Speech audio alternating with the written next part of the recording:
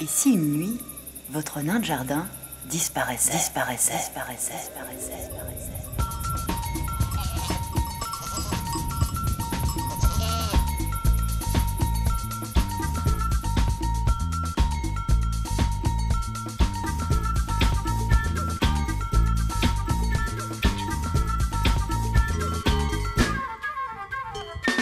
Glaris. Je savais même pas que ça existait. Alors, non.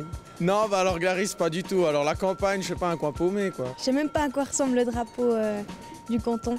Non, je connais pas bien le Ourichwitz, Interval, Glaris, ces cantons-là. Et où ça se trouve? Vous avez une petite idée? Un parc sans Suisse allemande. Oula! Alors là, je suis peut-être perdue, je connais pas bien la Suisse apparemment, hein, mais Glaris alors, ça doit être au milieu des vaches puis de la campagne, je pense.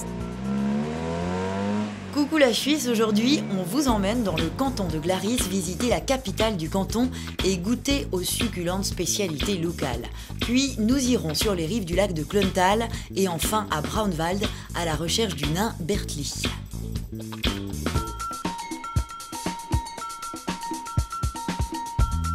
Salut à vous et merci de nous rejoindre pour une nouvelle balade en Suisse avec mon fugueur de nain de jardin, j'ai nommé Peter.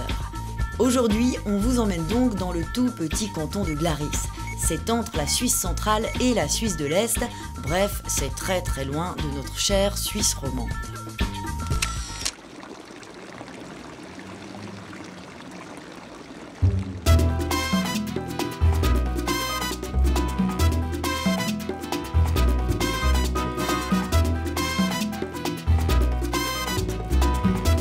Au miracle de la télé, nous sommes déjà arrivés. Alors, le canton de Glaris, c'est vraiment un tout petit canton, 40 km de long, 25 km de large, 38 000 habitants, c'est vraiment minuscule. Allez, trêve de bavardage, allons voir cette ville qui est aussi la capitale du canton.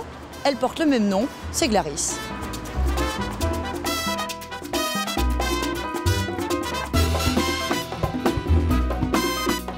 Évidemment, sur un plan architectural, la ville de Glaris n'est, comment dire, pas vraiment spectaculaire, mais ce n'est pas de sa faute. Je m'explique. En 1861, tous les plus importants bâtiments de la ville ont été détruits par un incendie. Mais croyez-moi, il y a bien d'autres choses à voir ici à Glaris, ou plutôt à goûter, comme les Pasteten, une spécialité complètement locale. En fait, les habitants de Glaris adorent manger. Alors, ils ont inventé un tas de plats franchement sympathiques que l'on ne trouve souvent qu'ici. Si, à Glaris, le bonheur est dans le pré, il est aussi dans les boulangeries qui confectionnent un gâteau tellement solide qu'il constituerait un repas à lui tout seul. C'est le fameux Pasteten.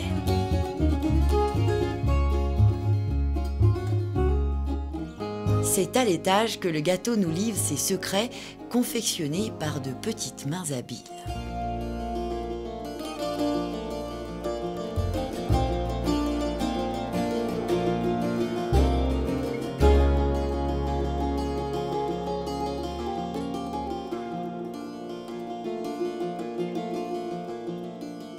Le pastété, c'est en fait un gâteau fourré, d'un côté d'une pâte d'amande et de l'autre d'une sorte de purée de pruneaux.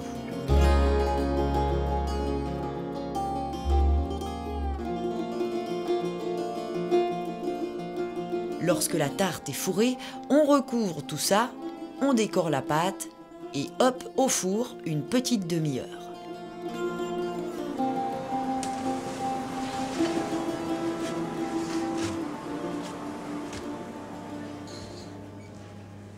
Enfin, le pastété est prêt, c'est à mon tour de goûter.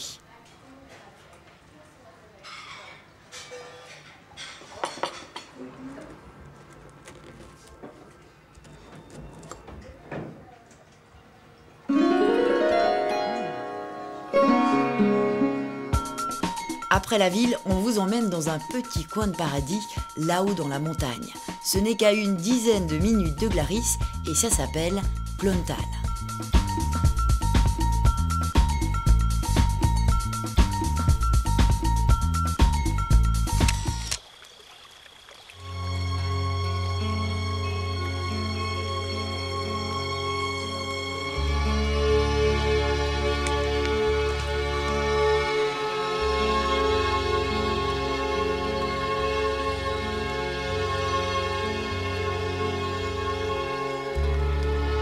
Au-dessus du village de Clontal, nous sommes à 848 mètres d'altitude et voilà ce que vous découvrirez.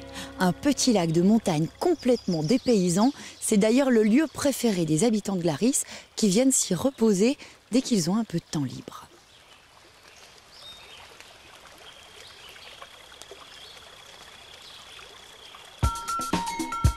Nous allons maintenant rejoindre notre dernière étape, Braunwald. Mais comme ce village a eu la bonne idée d'interdire les voitures, nous devrons d'abord prendre le train à crémaillère au départ de Linthal. Braunwald, c'est le village d'un nain, comme Peter, mais qui s'appelle, lui, Bertli. En allemand, ça signifie barbu, et si nous montons là-haut, c'est pour partir sur les traces de ce farceur de Bertli qui joue à cache-cache.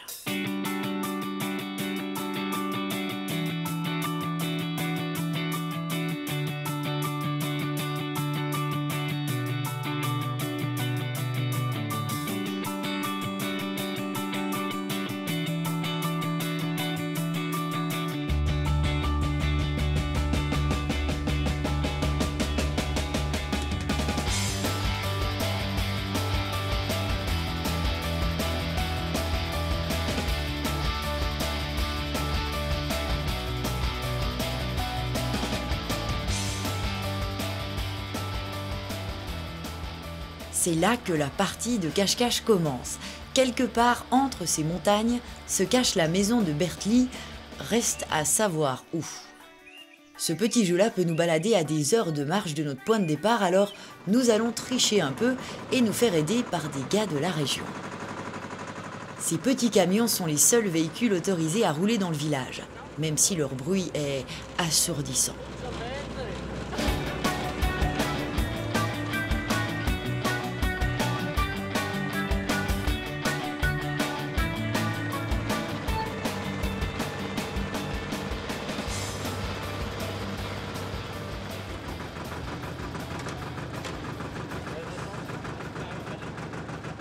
Mais Bertli habite plus haut encore, et pour le débusquer, nous prenons les télécabines.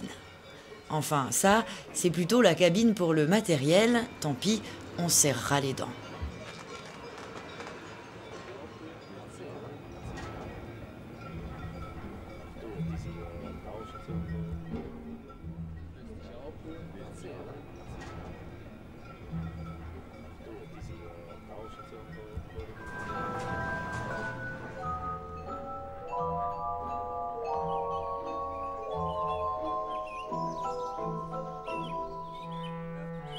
Cette fois, ça y est, on brûle. La cabane du nain Bertli n'est plus très loin.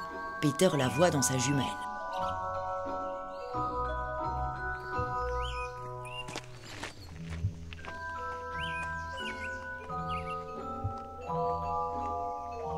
Après un train à crémaillère, une télécabine et quelques minutes de marche, nous venons enfin de trouver la Rindenhütli, la maison de Bertli. Toute petite avec ses petits escaliers, sa petite porte, bref, une maison adaptée aux nains.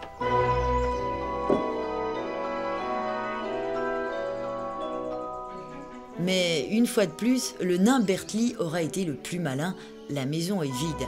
Alors, comme les autres visiteurs, nous nous contenterons de lui laisser un mot dans son livre de souvenirs.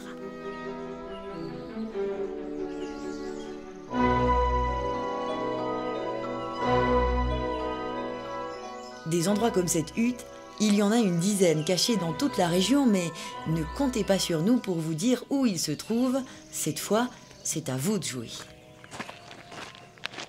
Quant à nous, on reprend le chemin du retour qui nous emmènera tout là-bas, au fond de la vallée, en Suisse romande.